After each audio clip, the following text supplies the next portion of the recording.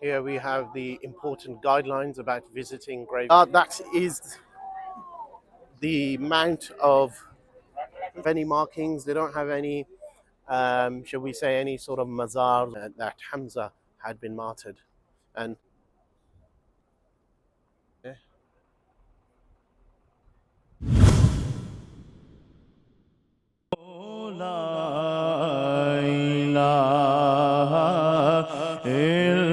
right, guys, we are now in Mount of Uhud, and this is a very, very significant place. After the third year of Hijrah, after a year after the Battle of Badr, the Meccans were really wanting to get revenge against the Prophet, and in their quest for revenge, Abu Sufyan succinctly gathered about 3,000 people to take on the Muslim army, and the Muslims were winning this battle, but they lost the battle because the archers that were placed on a hill by the Prophet and told not to move, they decided to move and take the booty and the spoils of war.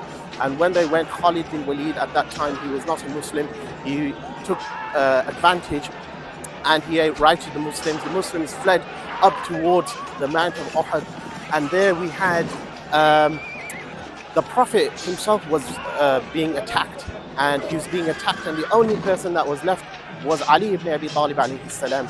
And when Mawla Ali was here, he basically fended off many of the attackers. Ibn Athir mentions this. He fended off all the attackers from the Prophet. When the Prophet had become injured, his teeth, and he was bleeding, and this was the situation because everyone ran off and left the Prophet. And the only individual, they say, the main one who was fending off these Meccans who were keen on even killing the Prophet was Ali ibn Abi Talib.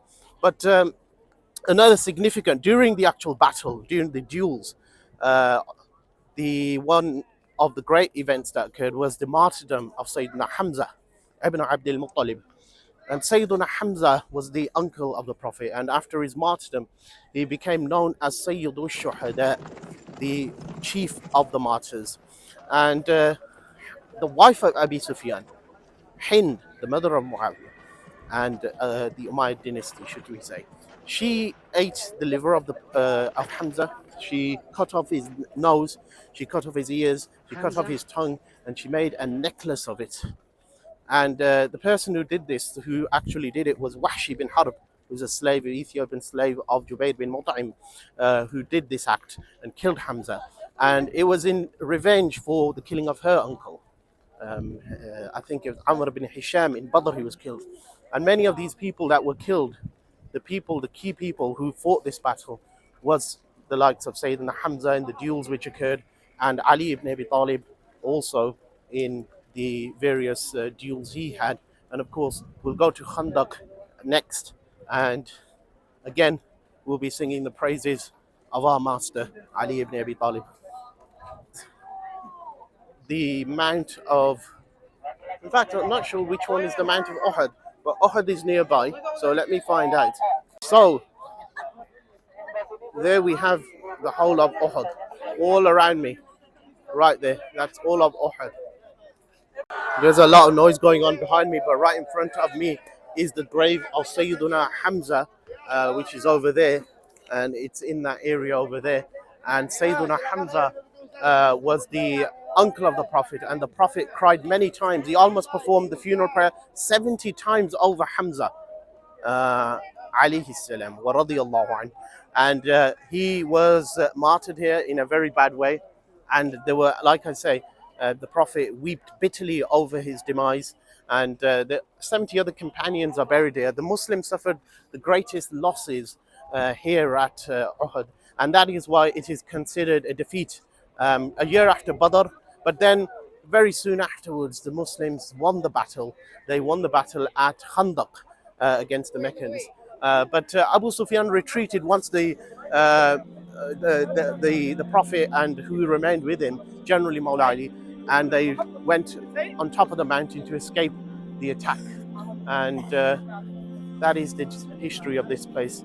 Super significant in the early history of Islam. And from here, we're going to try and zoom in. As you could see, similar to the state of Jannatul Baqi, Here, most of the graves, they don't have any markings, they don't have any, shall we say, any sort of mazars or any buildings or anything above them, according to the belief system, of course, of the Wahhabis. But anyhow, this is that unique place.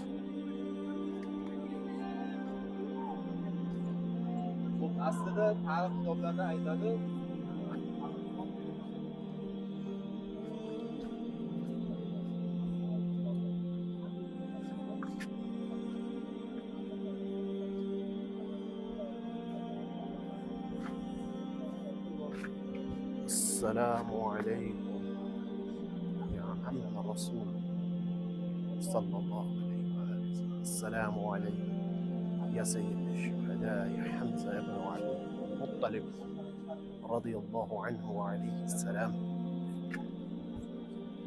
So this is where it took place, and this is where Hamza's body, as I mentioned, it's quite a gory and gruesome scene. What Hind, the mother of the Umayyads and the mother of the wife of Abu Sufyan, what she committed here, and the pain of Hamza's death really had a strong effect on the Prophet and upon the many of the Banu Hashim, the clan of the Prophet and his family. And mourning over Hamza occurred for many days when the news had reached the houses of the Ahlul Bayt that Hamza had been martyred. And of course, we call him Sayyidul Shuhada, and we also know that this term Sayyidul Shuhada has been used for the grandson of the Prophet Imam al-Hussein, who is also Sayyidul Shuhada, and no doubt he is also the chief of the martyrs, along with his grandfather Hamza, who was the uncle of the Prophet.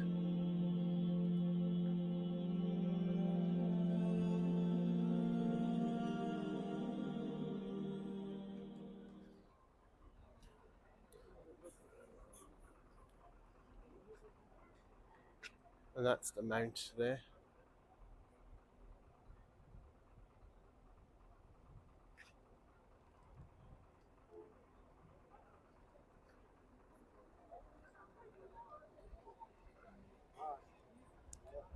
Here we have the important guidelines about visiting graveyards. Assalamu alaikum ahl al-diyar min al-mu'minin wal-muslimin wa insha'Allah lahiqun. So that's how we visit graveyards according to the prevalent opinion here. It's a nice place to stick around, climb the mountain, you get a nice view, but we're in a hurry today, so we're not going to be able to see that. But that's it from the back. And generally, you have this whole area, Medina, Makkah, there's a lot of mountains. It's hilly. Of course, where the hotels are, where the mosques are, they've been, grinded down. But this is how it was. It's a lot of hills.